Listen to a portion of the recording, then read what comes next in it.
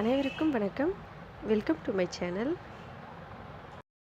இன்றைக்கி 7 மாத குழந்தையிலேருந்து எல்லா குழந்தைங்களும் சாப்பிட்றதுக்காக உடம்பு நல்ல வெயிட் கூடுறதுக்கு ஒரு ஹெல்த்தியான பேபி ஃபுட்டு எப்படி செய்கிறதுன்னு சொல்லி பார்க்கலாம்.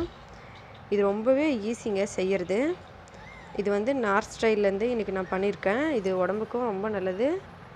வாங்க இது எப்படி செய்கிறதுன்னு சொல்லி பார்க்கலாம். அதுக்கு முன்னாடி என்னோடய சேனலை நீங்கள் மறக்காமல் சப்ஸ்கிரைப் பண்ணிக்கோங்க.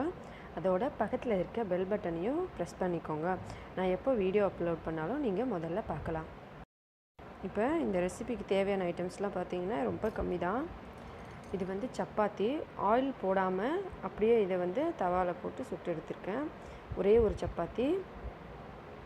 கோதுமை மாவில் செஞ்சுக்கணும். இதில் நிறைய விட்டமின்ஸ் மினரல்ஸ்லாம் கிடைக்குங்க கோதுமை மாவில் சப்பாத்தி செஞ்சு கொடுத்தீங்கன்னா குழந்தைங்களுக்கு உடம்புக்கு ரொம்ப நல்லது.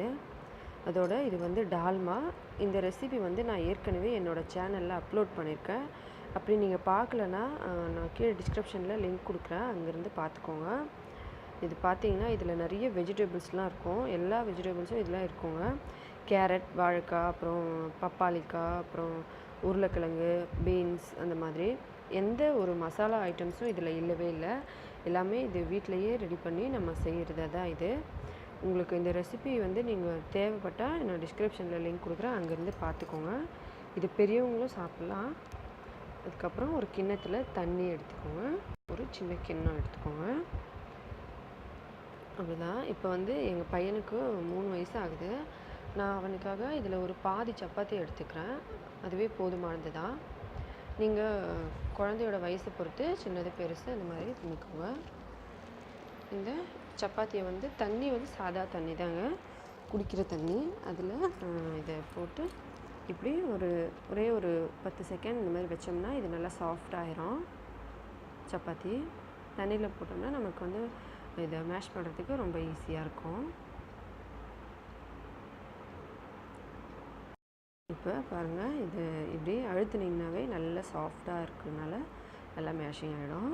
இப்போ பாருங்கள், இதை நான் ஃபுல்லாக மேஷ் பண்ணி வச்சுருக்கேன்.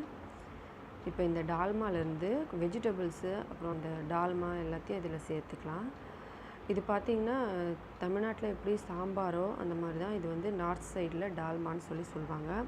இதில் துவரம்பருப்பு அப்புறம் வெஜிடபிள்ஸ்லாம் ஜாஸ்தியாக இருக்குங்க. அதனால் வீட்டில் பெரியவங்களுக்காக இதை செஞ்சு சாப்பிடுவாங்க. அதோட குழந்தைங்களுக்கும் அதுலேருந்து வெஜிடபிள்ஸும் இந்த பருப்பெல்லாம் தனியாக எடுத்து குழந்தைங்களுக்கு மேஷ் பண்ணி கொடுப்பாங்க. இது ரொம்ப செய்கிறதும் ஈஸிங்க. குக்கரில் கூட வச்சோம்னா ஒரு 10 நிமிஷத்தில் இது ரெடி பண்ணிடலாம். பெரியவங்களும் சாப்பிட்லாம், குழந்தைங்களுக்கும் கொடுக்கலாம். அது பாருங்கள், இப்போ இது ரெடி ஆயிடுச்சு. சப்பாத்தியோட இந்த காய்கறிகள் பருப்பு எல்லாத்தையும் சேர்த்து நல்லா மேஷ் பண்ணிவிட்டு இதை அப்படியே குழந்தைங்களுக்கு கொடுங்க. இதை கொடுத்து பாருங்கள், குழந்தைங்களோட உடம்பு வந்து வெயிட் எவ்வளோ சீக்கிரம் கூடுறது உங்களுக்கே தெரியும். உங்களுக்கு இந்த டால்மா செய்ய முடியலன்னா நீங்கள் சாம்பாரே கூட வெஜிடபிள்ஸு பருப்பெல்லாம் சேர்த்து கொடுக்கலாம் குழந்தைங்களுக்கு. இந்த வீடியோ உங்களுக்கு பிடிச்சிருந்தால் லைக், ஷேர் பண்ணுங்கள். என்னோடய சேனலை மறக்காமல் சப்ஸ்கிரைப் பண்ணுங்கள். இதே மாதிரி புது டிஷ்க்காக. நன்றி, வணக்கம்.